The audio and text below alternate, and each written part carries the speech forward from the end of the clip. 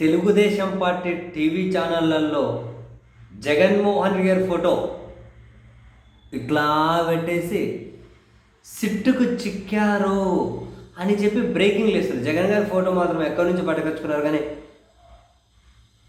ఇట్లా చూసే ఫోటో పెడతారు. పెట్టి సిట్టుకు చిక్కారు అని చెప్పి పెద్ద ఎత్తున బ్రేకింగ్ లేస్తూ ఉన్నారు. ఏందబ్బా, సిట్టు ఎప్పుడో కొన్ని నెలల నుంచి విచారణ చేస్తూ ఉంది. ఇప్పటి వరకు కనీసం న్యాయస్థానాలకు కూడా ఒక ఆధారాన్ని సమర్పించింది లేదు. ఏదో వీళ్ళు చెప్పారు, వాళ్ళు చెప్పారు, వీళ్ళందరూ ఒకే సెల్ ఫోన్ టవర్ కింద ఉన్నారు, వాళ్ళందరూ ఒకే ఇంట్లో ఉన్నారు, ఇటువంటి ఆధారాలు తప్ప సిట్ ఇంతవరకు సేకరించినవి కూడా ఏమీ లేదు కదా.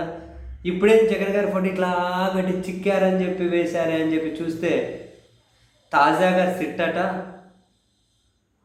వికాట్ కంపెనీలో భాగస్వామి.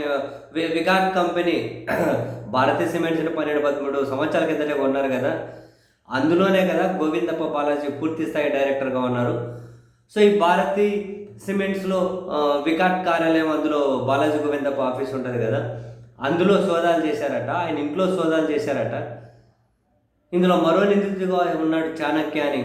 ఆయనకు సంబంధించి నానక్రామ్గూడలో టీ గ్రిల్ అనే రెస్టారెంట్ ఉంటుంది, అందులో సోదాలు చేశారట. వాళ్ళు అక్కడ సోదాలు చేస్తూ ఉన్నారట. వీళ్ళు ఈసారి ఎవిడెన్స్తో సహా చిక్కేశారు అని చెప్పి బ్రేకింగ్లు.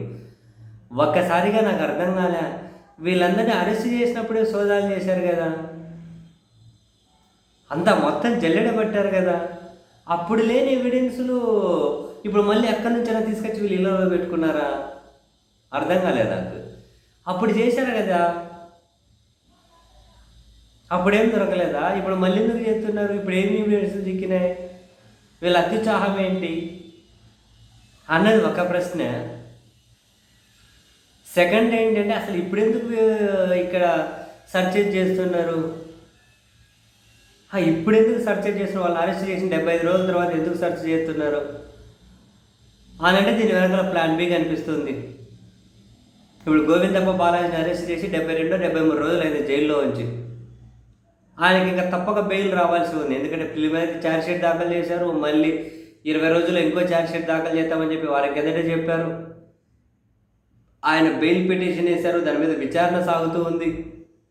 సో ఇప్పుడు ఆయన బెయిల్ పిటిషన్ అడ్డుకొని మరికొన్ని రోజులు జైల్లో పెట్టడం కోసం ఈ సర్చ్ చేస్తున్నారా అంటే మనం అసలు కొట్టిపడేది.